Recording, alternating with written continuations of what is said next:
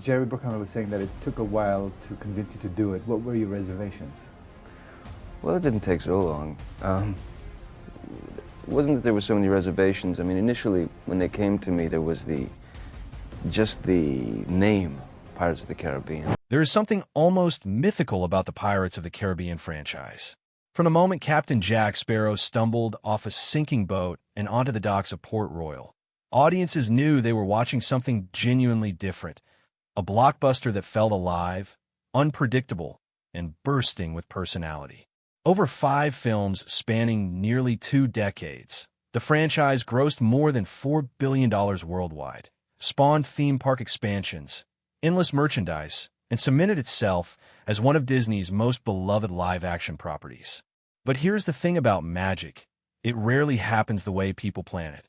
Behind every perfectly framed sword fight, every dramatic cannon blast, and every rum-soaked monologue, there existed a messy, chaotic, wonderfully human production that was held together by talent, stubbornness, and more than a little improvisation. The cameras captured what the editors wanted you to see. But what about everything else? What about the moments that slipped through, the accidents that became legendary, the decisions that almost derailed everything, and the ones that accidentally made it better? That is what this video is really about. So buckle up, because we're going beneath the surface of one of cinema's greatest adventures, and some of what we find down there is going to surprise you. Let us start with something so fundamental to the franchise that it is almost impossible to imagine Pirates of the Caribbean without it, and yet it almost never happened. Captain Jack Sparrow's walk. That loose-limbed, slightly sideways, perpetually off-balance swagger that makes him look like he is simultaneously drunk, lost, and completely in control. It is one of the most imitated physical performances in modern cinema history. Halloween costumes around the world depend on it, and nobody at Disney asked for it. Johnny Depp arrived on set for The Curse of the Black Pearl, having done his homework in a very unconventional direction. Rather than studying classic pirate films or maritime history, he had been watching and studying Keith Richards, lead guitarist of the Rolling Stones, and arguably one of the most distinctive movers in rock and roll history. Depp envisioned Jack Sparrow as a man whose entire body had been shaped by a life at sea, legs permanently adjusted to the rocking of a ship's deck, never quite finding stillness on dry land. Add to that the weathered, roguish energy of a rock star who has survived everything the world has thrown at him, and you get something genuinely new. Disney executives were not immediately convinced. Reports from early production suggest that senior studio figures genuinely did not know what Depp was doing, and some raised concerns that he appeared intoxicated during filming. There were internal conversations, serious ones, about whether the actor needed to be reined in or replaced entirely. It was director Gore Verbinski who stood firm, insisting that what Depp was creating was not chaos, but rather controlled, deliberate genius. Verbinski trusted the performance, and that trust turned out to be one of the most consequential creative decisions in blockbuster history. The walk stayed. The character became iconic, and the rest, as they say, is cinematic legend. Action sequences in major Hollywood productions are meticulously planned, rehearsed, and safety-checked to a degree that most audiences never appreciate. And yet, for all that preparation, things can still go dangerously wrong. During the production of Dead Man's Chest, the second film in the franchise, one of the most visually spectacular sequences in the entire series came terrifyingly close to becoming a tragedy. The water wheel fight, where Jack Sparrow, Will Turner, and Norrington battle each other while rolling through a jungle inside and atop an enormous wooden wheel, is a masterpiece of physical comedy and action choreography. It remains one of the most fondly remembered set pieces of the whole franchise. What audiences do not see is that during filming, part of the wheel apparatus malfunctioned significantly, causing a partial structural failure that put real people in genuine danger. A stuntman sustained an ankle injury in the incident, and production had to be halted while safety coordinators reassessed the entire sequence. Director Gore Verbinski maintained constant communication with his safety team throughout the reshoot and repair process, determined to complete the sequence without compromising anyone's well-being further. The coordination required between the camera operators, the stunt performers, the mechanical crew, and the actors themselves was extraordinary. One small miscalculation at the wrong moment could have turned a film set into something far more serious. The fact that the finished sequence looks so effortlessly fun and free is a testament to the professionalism and sheer bravery of everyone involved. Though knowing the backstory gives every revolution of that wheel a very different weight. Not every challenge on a film set involves explosions or structural failures. Sometimes, the threat comes from a much smaller and considerably further direction. Jack Sparrow faced cursed pirates, the Kraken, Davy Jones, and Blackbeard. Johnny Depp, the man behind the mascara and tricorn hat, faced something arguably more humiliating, a deeply unimpressed Capuchin monkey. The monkey, cast as Barbassa's mischievous pet companion, was by all accounts a skilled and entertaining animal performer, except when it came to Depp, whom it appeared to have singled out for special treatment.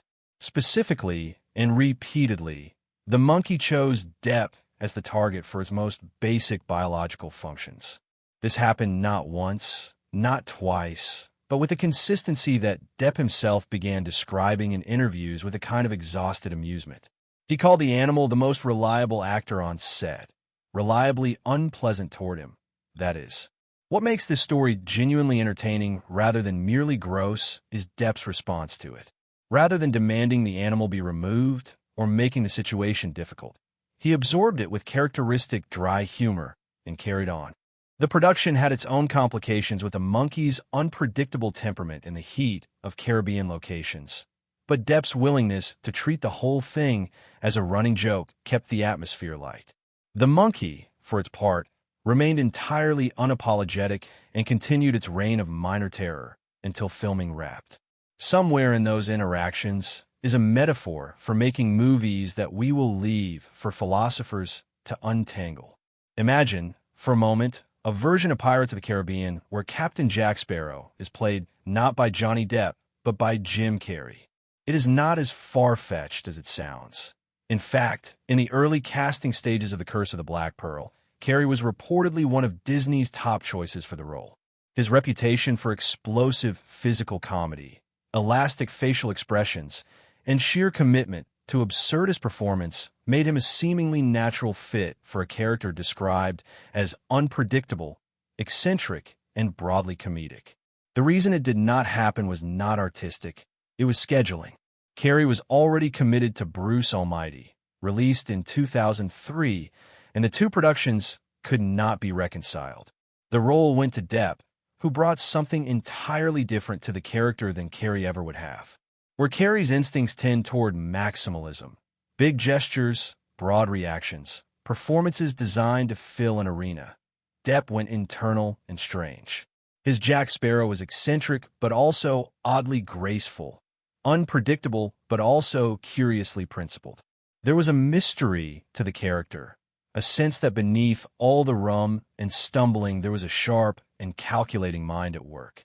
It is fascinating to consider what a Carrey version of the film would have looked like. Probably funnier in a more immediate, slapstick way, but likely without the lingering strangeness that made Depp's performance so lasting. The Oscar nomination that Depp received for the role was unprecedented for a performance of that comedic and physical nature, which tells you everything about how genuinely surprising and accomplished his work was.